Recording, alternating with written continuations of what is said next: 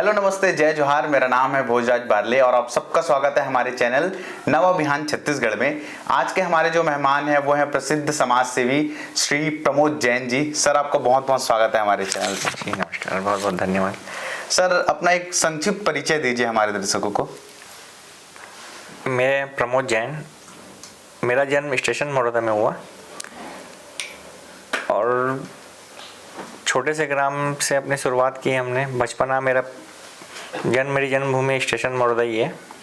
Station Maroda से ही मेरी सरकारी स्कूल में मेरी प्रारंभिक शिक्षा शुरू हुई और संघर्षों भरा जीवन रहा।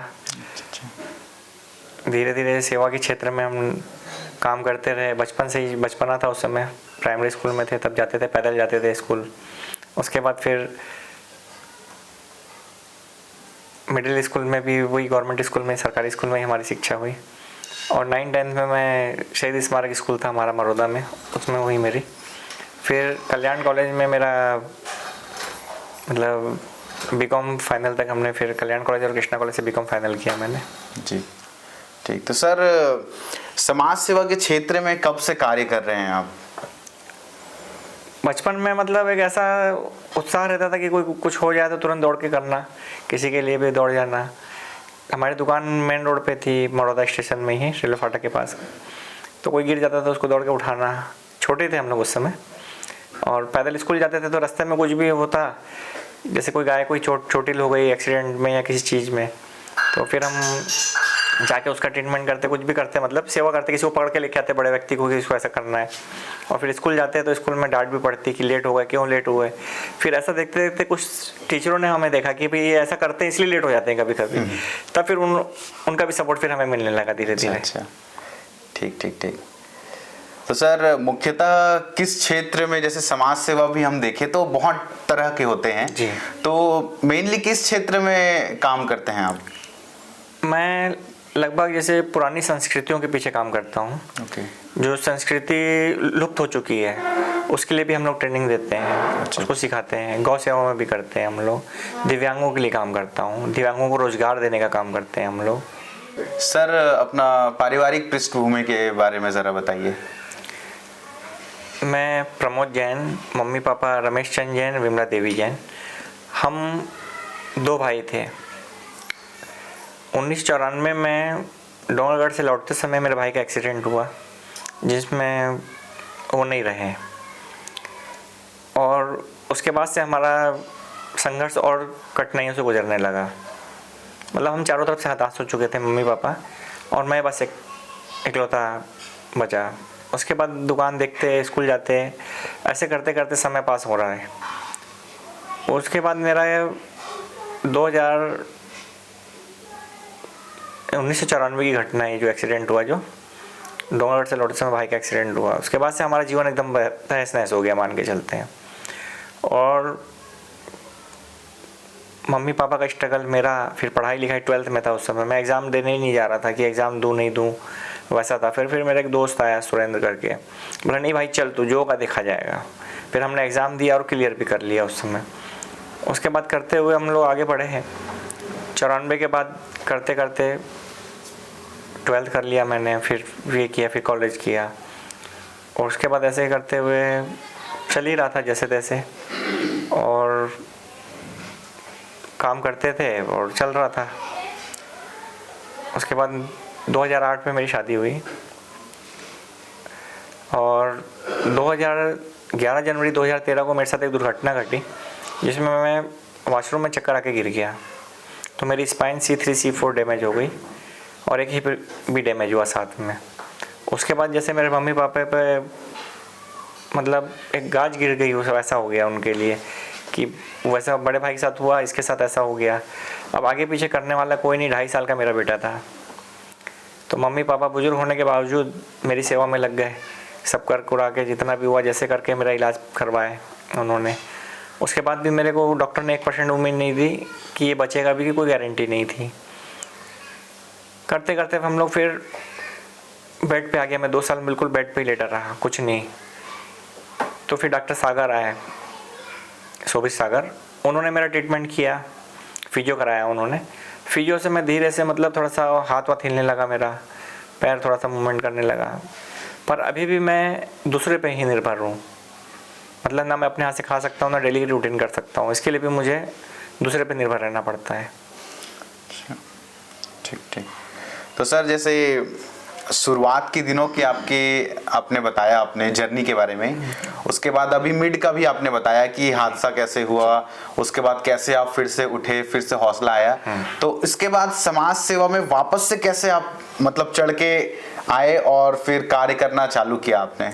समाज सेवा में मुझे लाने का श्रेय माननीय अरविंद जैन जी, डॉक्टर सुधीर गांगे जी को जाता है, जिन्होंने, मैं जैन भवन फिजियो कराने जाता था मैं, तो वहाँ पे मुझे 3,000 रुपये की नौकरी दी गई। 3,000 रुपये महीने में मैं वहाँ पे काम से स्टार्ट किया और फिर धीरे धीरे बढ़ते बढ़ते मैं ठीक ठाक पहुँच गया वहाँ। और फिर मैं देखा कि यहाँ पे फिजियोथेरेपी सेंटर चल रहा है और देख रहे हैं लोग सेवा कर रहे हैं, तो जो मेरी पुरानी भावना थी कि सेवा में जाना है, और सेवा कर रहा था एक्सीडेंट से पहले मैं, तो एक्सीडेंट के बाद भी मैं सोचा अब कुछ करना चाहिए, भगवान ने बचाया है मुझे, इस जीवन को दिया है तो मैं औरों के लिए समर्पित कर दिया है इस जीवन को। अब पूरा मतलब जो भी है सब सेवा में ही लगता है मेरा, और इसके लिए साथ देने वाले मेरी संस्था के लोग हैं, बाहरी लोग भी मुझे सपोर्ट करते हैं पूरा। जी सर, जैसे संस्था का आपने बात किया, तो इस संस्था के बारे में ज़रा बताइए, नाम हो गया, कब से चालू हुआ है, क्या क्या उसमें कार्य होता है? 2020-21 में चालू है। संस्था तो पहले से थी लेकिन रजिस्ट्रेशन 2020-21 में करवाए। अच्छा। कि रजिस्ट्रेशन इस ध्येय को लेके किया गया कि संस्था हमारे साथ भी और हमारे बाद भी चलती रहे। अच्छा। जो कार्य हम कर रहे हैं वो कार्य आगे भी चलता रहे, इसलिए इसका रजिस्ट्रेशन कराया गया। और संस्था में हमारे 10-12 लोग हैं, हम लोग जो आपस में कर लेते हैं हम लोग सब मिलके। जी जी सर, क्या नाम है सर संस्था का? सक्षम जन फाउंडेशन। सक्षम जन फाउंडेशन, ठीक। और मुख्यतः क्या क्या इसमें कार्य होता है संस्था के द्वारा? संस्था के द्वारा दिव्यांगों के लिए काम करते हैं, जो दिव्यांग बेरोजगार हैं, वो जिनको ट्राइसिकल नहीं है, व्हील चेयर नहीं है, जो बेचारे एकदम अक्षम हो गए, तो हमने सक्षम नाम इसलिए रखा है कि जो अक्षम है उनके लिए हम काम कर रहे हैं, उनको सक्षम बना रहे हैं। क्योंकि मैं खुद अक्षम होके भी मतलब इस चीज़ को मैं एकदम नज़दीक से जान सकता हूँ कि कितनी कठिनाइयों का सामना करना पड़ता है। सर जैसे बात के लाइन पे एक चीज़ आया मेरे मन में कि छत्तीसगढ़ सरकार दिव्यांगजनों के लिए और क्या क्या कर सकती है? जैसे अभी भी बहुत कुछ कर रही होगी नो डाउट, लेकिन और क्या क्या कर सकती है? जैसे आप समाज सेवा में कार्य कर रहे हो दिव्यांगजनों के लिए भी, तो आपको ऐसा कुछ आप ऑब्जर्व किए होंगे कि सरकार और भी इसमें कुछ इम्प्रूव कर सकती है? जी, इसमें बहुत कुछ किया जा सकता है। सर्वप्रथम तो सरकार को, जैसे अभी भाजपा की सरकार आई है अपनी, तो इनको ये करना चाहिए, निसक जन आयोग का अध्यक्ष पद जो भूपेश सरकार में खाली था, कांग्रेसी सरकार में निसक जन आयोग का पद खाली रहा, उस पद को भरना चाहिए और किसी निशक्त व्यक्ति को ही उस पद पर लाना चाहिए, जिससे निशक्तों की भावनाओं को जो व्यक्ति निशक्त है वही समझ सकता है मेरे हिसाब से। बिल्कुल बिल्कुल बिल्कुल। और जो दिव्यांगों को जो पेंशन दी जा रही है हमारे छत्तीसगढ़ के द्वारा, सरकार के द्वारा, जो 500 रुपये, 350 से 500 रुपये की गई अभी भूपेश सरकार के उसमें, और अदर स्टेट में कम से कम 3,000, 3,500 से लेके 4,000, 5,000 रुपये तक पेंशन है। और मैं ये नहीं कहता कि पेंशन बढ़ाएं या एकदम पेंशन 3,500 रुपये कर दी जाए, ऐसा नहीं कहूँगा। पेंशन उसी को दी जाए जो ज़रूरतमंद है। हकीकत में मैं चाहता हूँ जितने दिव्यांगों को अगर जिस जैसा क्वालिफिकेशन है उसका, उसके हिसाब से हर क्षेत्र में उसको रोज़गार दे दिया जाए, जैसा कि हम लोग करते हैं। जो कम पढ़ा लिखा है, मान लो पेट्रोल पंप में हवा डालने का काम भी एक दिव्यांग कर रहा है। एक छोटा सा एग्जांपल है, अपन दुर्ग अमलेश्वर रोड पे अपन जाते हैं, राइट साइड में फ्यूल सेक, उसके मालिक ने दिव्यांग लड़के को पेट्रोल पंप में हवा डालने के लिए रख रखा है। उसको मैं बहुत बहुत साधुवाद दूंगा और मैं आते जाते बिल्कुल उसको साधुवाद देता भी हूँ और उस बच्चे का भी सम्मान करता हूँ कि उसने काम कर रहा है उसने। तो वैसे ही मैं चाहता हूँ कि जो छोटा व्यक्ति है, जो कम पढ़ा लिखा है, उसको कम पढ़े लिखे के हिसाब से काम दिया जाए और उसकी योग्यता के अनुसार उसको रोजगार प्रदान किया जाए। इसमें कुछ आरक्षण दे दिया जाए जिससे कि आरक्षण का फ़ायदा मिलके वो दिव्यांग रोजगार कर ले। और अभी छत्तीसगढ़ में फर्जी दिव्यांग बहुत हैं, उनके सर्टिफिकेट फिर से बनवा के उनको कैंसिल किया जाए। और कुछ जो नौकरी कर रहे हैं उनके लिए हमने रैली भी निकाली थी अभी। अच्छा, मुंगेली से लेके बिलासपुर होते हुए हमने रायपुर रैली निकाली। जो फर्जी दिव्यांग सर्टिफिकेट के उस पर नौकरी कर रहे हैं उनको बर्खास्त किया जाए और जो एक्चुअल दिव्यांग हैं उनको वहाँ पे नौकरी दी जाए। तो मैं सरकार से ये चाहूँगा कि इस पर कड़ा से कड़ा कदम उठाए और निशक्तों को रोजगार, क्योंकि रोजगार दे देंगे तो आप पेंशन बंद कर दीजिए, उसकी कोई दिक्कत नहीं है, उसको वो पेंशन किसी और के काम आएगी। मेरी सोच ऐसी है, बाकी जैसा उचित समझें सरकार वैसा करे। जी जी, नहीं ये बात बिल्कुल सही कहा सर आपने कि जैसे जिन्हें ज़रूरत है वाकई में उन तक ज़रूरत पहुंचना बहुत ज़्यादा ज़रूरी है अभी के समय पे, क्योंकि जैसे आपने कहा बहुत सारे लोग फर्जी सर्टिफिकेट के थ्रू भी लगे हुए हैं और जिनको एक्चुअल में ज़रूरत है उन तक मतलब वो हेल्प नहीं पहुंच पा रहा है जी। तो ये चीज़ बिल्कुल आपने सही सजेशन दिया हमने है। पूरी लिस्ट प्रोवाइड कराई गवर्नमेंट को कि इतने लोग फर्जी हैं और ये नाम है, नाम फ़ोन नंबर से लेके सब चीज़ हमने प्रोवाइड कराई थी। अच्छा, कुछ पे कार्रवाई भी हुई और आगे भी अभी चल रहा है, प्रोसेस है, कर रहे हैं तो बहुत अच्छा है। ओके। और दिव्यांगों को सिर्फ एक यूनिक आईडी की बेस पे ही उसको पूरी सुविधाएं मिलनी चाहिए कि आप आय प्रमाण पत्र लेके आइए तो आप ये करिए तो ये डॉक्यूमेंट्स लगे, वो कुछ नहीं कि यूनिक आईडी ही दिव्यांग का प्रमाण वो है। जैसे एक आधार कार्ड होता है वैसे यूनिक आईडी है दिव्यांगों के लिए। मोदी जी ने विकलांग को दिव्यांग बनाया, ये बहुत अच्छा किया उन्होंने कि उन्होंने एक सम्मान का नाम दिया। और आगे भी मैं चाहूँगा कि ऐसा कुछ करते रहें जिससे कि जैसे निःशक्तजन आयोग वाला जो मैंने कहा पहले आपको, तो उसमें इस चीज़ के लिए अगर ध्यान दे तो बहुत अच्छा रहेगा। बिल्कुल बिल्कुल। सर समाज सेवा के उत्कृष्ट कार्य के लिए आपको कुछ अगर कुछ सम्मान मिला हो कहीं से तो वो उसके बारे में ज़रा जानकारी दीजिए। मुझे सम्मान तो काफ़ी कुछ मिले हैं।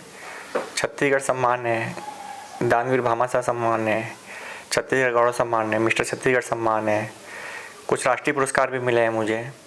सर जैसे मैं आपके बारे में रिसर्च कर रहा था तो मुझे कहीं से ये पता चला कि आप एक मोटिवेशनल स्पीकर भी हो, तो इसके बारे में ज़रा बताइए आप। मैं मोटिवेशनल स्पीकर हूँ ये सही है, और आप इस एक मतलब एक मज़े की बात है ये कि मैं एक व्हील चेयर में हो के दिव्यांग हो के नॉर्मल व्यक्तियों के लिए मैं जाता हूँ मोटिवेशन देने। नॉर्मल व्यक्तियों को जो अपने जीवन से हार चुके होते हैं वैसे लोगों को मैं निःशुल्क जाके मोटिवेशन करके आता हूँ उनका। और अभी तक जितनों के पास भी गया हूँ मैं, आज तक रिकॉर्ड है मेरा। जो व्यक्ति फांसी लगाने वाला रहता है ना, वो भी जो अपने से थक जाता है जो, वो मुझे याद करता है मेरे को, या कहीं से खबर मिलती है। और मैं उस पेशेंट का नाम तो नहीं लूँगा लेकिन जिसने मुझे भेजा था उसका नाम ज़रूर लूँगा मैं। ये हमारे ट्रैफिक में है विजय शर्मा जी। वो मुझे 3-4 बार फ़ोन किए, बोले प्रमोद भाई ऐसे ऐसे है और आपको जाना है। बोले बिल्कुल। मैं बोला सर मैं जानता नहीं उनको, मैं कैसे जाऊँ वहाँ। तो फिर भी उन्होंने मुझे फोर्स करके वहाँ भेजा और काफ़ी कुछ मतलब अच्छा अनुभव रहा मेरा। तो ठीक है, आज वो मतलब वो फैमिली बहुत अच्छी है, बहुत अच्छे से हैं। और शर्मा जी का भी धन्यवाद करूँगा कि वो भी हमारे गौ सेवा में जुड़े हुए हैं और बहुत अच्छा काम करते हैं। तो उनके थ्रू मैं वहाँ गया था बोरसी में। तो बहुत अच्छा रहा। अच्छा, ठीक। सर जैसे दिव्यांगजनों के लिए कोई संदेश अगर आप देना चाहो। दिव्यांग साथियों से मैं एक यही बात कहना चाहूँगा कि वो शरीर से दिव्यांग है जैसे मैं हूँ, दिमाग से दिव्यांग नहीं है। तो एक नॉर्मल व्यक्ति से बहुत अच्छा काम कर सकता है एक दिव्यांग। मैं ये चाहूँगा कि हर एक दिव्यांग साथी मेरा, हर एक साथी, बोलते ना साथी हाथ बढ़ाना रहे, तो हम लोग क्या है दिव्यांग भाई ये जितने हैं, मैं आपको ऐसे ऐसे दिव्यांगों को भी बताऊंगा जो कि ऑटो रिक्शा चला रहे हैं, कुछ पंचर बना रहे हैं, कुछ कपड़े की दुकान में काम कर रहे हैं, कुछ चॉइस सेंटर चला रहे हैं। मतलब ऐसे ऐसे दिव्यांग हैं। दिव्यांग मैं उनका उदाहरण इसलिए दे रहा हूँ कि जो दिव्यांग भाई अपने आप को दिव्यांग समझते हैं वो दिव्यांग ना समझें। दिव्यांग शरीर से भगवान ने बनाया, दिमाग से नहीं बनाया। एक दिव्यांग, अब मेरे को ही ले लो, एक दिव्यांग बहुत अच्छा काम कर सकता है। इस हालत में C3 C4 डैमेज होने के बाद भी जैसे 4 लोग पकड़ के मेरे को अगर गाड़ी में बैठा देते हैं ऑटोमेटिक गाड़ी में, तो मैं गाड़ी भी ड्राइव कर लेता हूँ थोड़ा दूर। वो क्यों करता हूँ? सिर्फ मैं अपना आत्मबल बढ़ाने के लिए करता हूँ। मेरे को अलाउड नहीं है गाड़ी चलाना, लेकिन मैं अपना आत्मबल बढ़ाना है, मुझे दुनिया में कुछ करके दिखाना है। मैं चाहता हूँ मेरा नाम मेरे साथ भी चले, मेरे बाद भी चले। और सेवा कार्य हर दिव्यांग नॉर्मल व्यक्ति भी करता है और तो दिव्यांग भी करता है। तो ये एक बहुत अच्छा संदेश जाएगा जिनके हाथ पैर सही सलामत हैं, उन व्यक्तियों पे भी अच्छा प्रभाव पड़ेगा कि एक दिव्यांग काम कर रहा है। और दिव्यांग भाई नशे से दूर रहें, नशे से दूर दिव्यांग भाई के सभी रहें। मैं तो चाहूँगा पर्यावरण के क्षेत्र में भी काम करते हैं, पेड़ भी लगाते हैं, सब करते हैं। हमारी स्टील बैंक की स्थापना भी हमारे पास, स्टील बैंक भी है हमारे पास, जिसको बर्तन की जरूरत पड़ती है हम उसको भी दे देते हैं बर्तन। ऐसे ही 100-125 लोगों के अरेंजमेंट की व्यवस्था है हमारे पास। ओके। है ना, पर्यावरण बचाने के लिए, क्योंकि गाय खाती है थर्मोकोल प्लेटें, गाय खाएगी तो नुकसान देगा, पेड़ों को, पत्तों को नुकसान जाएगा, इसलिए हमने पेड़ पौधे भी लगाए काफ़ी। अच्छा, ठीक ठीक। सर एक आखिरी मेरा सवाल है आपसे, सवाल नहीं है, एक बस सुझाव लेना है आपसे कि आप अभी के जो युवा पीढ़ी हैं उनको ऐसा कोई संदेश दीजिए, क्योंकि आप एक मोटिवेशनल स्पीकर भी हो, तो आप ऐसा कोई सुझाव या संदेश दीजिए जिससे वो अपना करियर, अपनी ज़िंदगी को एक बेहतर ढंग से जी सके। मैं युवा साथियों से यही कहूँगा कि अपना एक एम बना के चलिए, आपको मेरे को ये करना है। अर्जुन का एक एम था, उसको आग दिख रही थी, बाकी कुछ नहीं दिख रहा था। ऐसे ही मैं चाहूँगा कि हर युवा को सिर्फ एक एम बना के चलें, जिससे कि वो अपने माता पिता का नाम रोशन कर सकें, खुद का नाम रोशन कर सकें, अपने गाँव का, अपने देश का नाम रोशन करें। ठीक है सर, हमको ज्वाइन करने के लिए बहुत बहुत धन्यवाद आपका। मैं उम्मीद करता हूं कि आपके लाइफ, आपके जर्नी के बारे में सुनकर हमारे दर्शकों को बहुत कुछ सीखने को मिलेगा। तो बहुत बहुत धन्यवाद सर आपका। बहुत बहुत धन्यवाद आपका, जो आपने चैनल में मुझे बुलाया जी, इसके लिए बहुत बहुत धन्यवाद।